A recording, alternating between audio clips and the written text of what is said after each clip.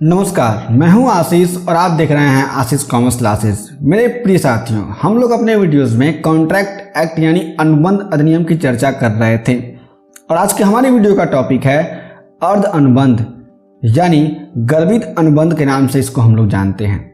इसके साथ साथ इसको हम लोग इंग्लिश में क्वासी कॉन्ट्रैक्ट या फिर इम्प्लाइड कॉन्ट्रैक्ट के नाम से भी जानते हैं। आज की इस वीडियो हम लोग जानने वाले हैं कि अर्ध अनुबंध का अर्थ क्या होता है, इसकी परिभाषा क्या होती है, इसके लक्षण क्या होते हैं और अर्ध अनुबंध के प्रकार कौन कौन से होते हैं। सबसे पहले हम लोग देखते हैं कि अर्ध अनुबंध का अर्थ क्या होता है। भारतीय अनुबंध अधिनियम के अनुसार अर्ध या गर्भित प्रकृति का अनुबंध कोई अनुबंध नहीं है, क्योंकि इसमें अनुबंध बनने के सभी आवश्यक लक्षण जैसे प्रस्ताव, स्वीकृति, स्वतंत्र सहमति, प्रतिफल आदि नहीं होते हैं। यहाँ पे हम लोग आसान भाषा में समझ सकते हैं कि ऐसा कोई अनुबंध है जो अर्ध या गर्भित प्रकृति का अनुबंध है, उसको भारतीय अनुबंध अधिनियम अनुबंध नहीं मानती है। अब क्यों नहीं मानती है? क्योंकि इसमें अनुबंध बनने के जो भी आवश्यक लक्षण होते हैं वे नहीं होते हैं। और उन आवश्यक लक्षणों में कौन कौन से लक्षण आते हैं? प्रस्ताव होना, स्वीकृति बनना, वचन बनना, स्वतंत्र सहमति का होना, प्रतिफल होना आदि ये सारी चीजें नहीं होती हैं। इस अनुबंध की खास बात यह है कि यह न्यायालय द्वारा प्रवर्तनीय होता है। इसी विशेष कारण की वजह से इसे अनुबंध की श्रेणी में रखा गया है। इस अनुबंध में विशेष बात यह है कि यह अनुबंध न्यायालय द्वारा प्रवर्तनीय होता है, इसलिए हम इसको क्या करते हैं, अनुबंध मान लेते हैं। ऐसे अनुबंधों का निर्माण स्वतः ही राजनियम के प्रभाव से हो जाता है तथा पक्षकारों के बीच समान रूप से कुछ अधिकार या दायित्व उत्पन्न हो जाते हैं। ऐसा अनुबंध जब कभी होता है तो उस अनुबंध का निर्माण स्वतः ही अपने आप से राजनियम के प्रभाव से होता है और जो भी पक्षकार होते हैं उन दोनों पक्षकारों के मध्य किसी पक्षकार के पास में दायित्व और किसी पक्षकार के पास में अधिकार उत्पन्न हो जाते हैं। कभी कभी ऐसी परिस्थितियां उत्पन्न हो जाती हैं कि एक व्यक्ति किसी दूसरे व्यक्ति को कुछ प्रतिफल दूसरे व्यक्ति के द्वारा किए गए कार्य या उठाई गई हानि को देने के लिए बाध्य होता है, तो कुछ ऐसी परिस्थितियां भी आ सकती हैं।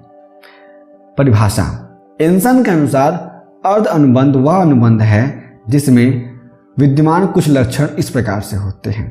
पहला, यह अधिकार प्रत्येक स्थिति में हानि सहन करने वाले पक्ष के लाभ के लिए है, यानी इसमें जो पक्ष हानि सहेगा उसके लाभ के लिए यह अधिकार होता है। यह अधिकार सार्वजनिक न होकर व्यक्तिगत है।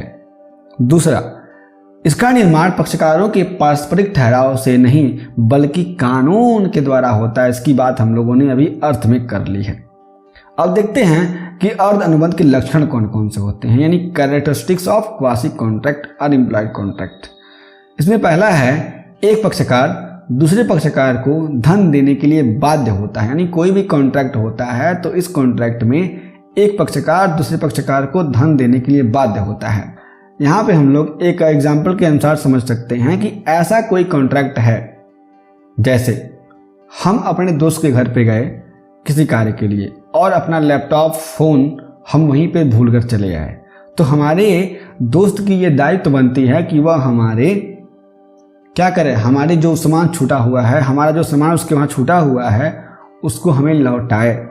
तो इस बीच में हमारे और उसके बीच में जो अनुबंध हुआ उसको हम लोग कहेंगे अर्ध अनुबंध या फिर गर्भित अनुबंध। और इस स्थिति में जो भी पक्षकार है वह जो मेरा मान लीजिए मेरा दोस्त है तो उसके पास मेरा मोबाइल और लैपटॉप छूटा हुआ है तो उसको देने के लिए वह बाध्य होता है। यह अनुबंध पक्षकारों को कानून के द्वारा जबरदस्ती बांधता है। यहाँ पे अगर हम लोग कह देते हैं कोई दिक्कत नहीं है, मेरा फ़ोन गायब हो गया कोई दिक्कत नहीं है, लैपटॉप गायब हो गया कोई दिक्कत नहीं है, यह नॉर्मली म्यूचुअल अंडरस्टैंडिंग पर हो सकता है। लेकिन अगर कोई ऐसे पक्षकार हैं जो इस तरीके से अनुबंध को मानते हैं तो इस अनुबंध की स्थिति में जो भी कानून है वह अपनी प्रवर्तनीयता के आधार पर दोनों पक्षकारों को आपस में बांधता है। तीसरा, यह अनुबंध व्यक्तिगत होता है न कि सार्वजनिक। चौथा, एक पक्षकार दूसरे पक्षकार से धन प्राप्त करने का अधिकारी होता है। इस कंडीशन में जो एक पक्षकार है वह दूसरे पक्षकार से धन प्राप्त करने का अधिकारी होता है। यानी हम हैं, हमारे दोस्त के पास फ़ोन छूटा हुआ है, अगर वह फ़ोन गायब हो जाता है तो उसके बदले में हम उससे पैसा लेने के अधिकारी हैं। 5वां, इस अनुबंध का अस्तित्व राजनियम या कानूनों के द्वारा इसकी प्रवर्तनीयता से है। इस अनुबंध के अस्तित्व के बारे में हमने जाना था कि इसका विशेष कारण यह होता है कि इसमें प्रवर्तनीयता होती है, यानी यही इसका जान है। अगर प्रवर्तनीयता नहीं है तो यह अनुबंध कोई अनुबंध होगा ही नहीं।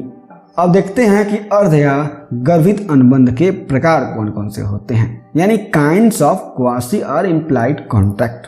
इसमें पहला है अनुबंध करने के अयोग्य व्यक्ति की आवश्यकताओं से संबंधित अर्ध अनुबंध, यानी claim for necessaries supply to person incapable of contracting, जिसकी बात हम लोग सेक्शन 68 में करते हैं।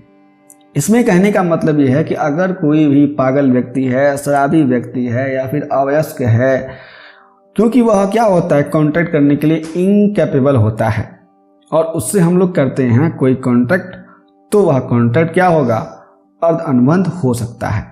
दूसरा, अपने हित के लिए किसी अन्य व्यक्ति द्वारा किसी देय राशि का भुगतान कर देने से संबंधित गर्भित अनुबंध, यानी reimbursement of payment made by an interested person, जिसकी बात हम लोग सेक्शन 69 में करते हैं। कहा जा रहा है कि अपने हित के लिए कोई भी पेमेंट हम लोग करवा रहे हैं तो वह अनुबंध क्या होगा, अर्ध अनुबंध होगा। तीसरा, शुल्क लेने की भावना से किए गए अनुबंध, यानी obligation to pay for the benefit enjoyed from non gratuitous acts, यानी कोई ऐसा अनुबंध है जिसकी स्थापना हम लोग कर रहे हैं केवल शुल्क लेने की भावना से, तो अनुबंध क्या होगा, अर्ध अनुबंध हो जाएगा, जिसकी बात हम लोग सेक्शन 70 में करते हैं। चौथा, खोई वस्तु पाने का दायित्व, responsibility of finder of goods, जिसकी बात सेक्शन 71 में की जाती है। यहाँ पे अगर कोई खोई हुई वस्तु है उसे प्राप्त करने का अधिकार भी इस कॉन्ट्रैक्ट में होता है।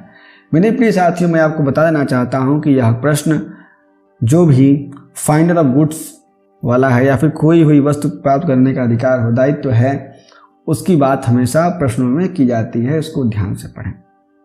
5वां, गलती या उत्पीड़न के अधीन प्राप्त धन या वस्तु प्राप्त करने का अधिकार, यानी लायबिलिटी टू रिटर्न्स मनी और goods received by mistake are under questions, यानी अगर कोई भी यहाँ पे अनुबंध हो रहा है जो या तो गलती या उत्पीड़न के आधार पर हो रहा है, तो वह अनुबंध, उस अनुबंध की स्थिति में जो भी पीड़ित पक्षकार है वह वस्तु या फिर धन प्राप्त करने का अधिकारी होता है।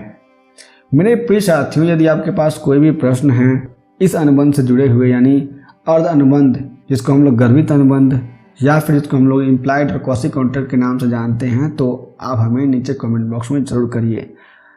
हम फिर से मिलेंगे एक नए वीडियो के साथ, तब तक के लिए जय हिंद।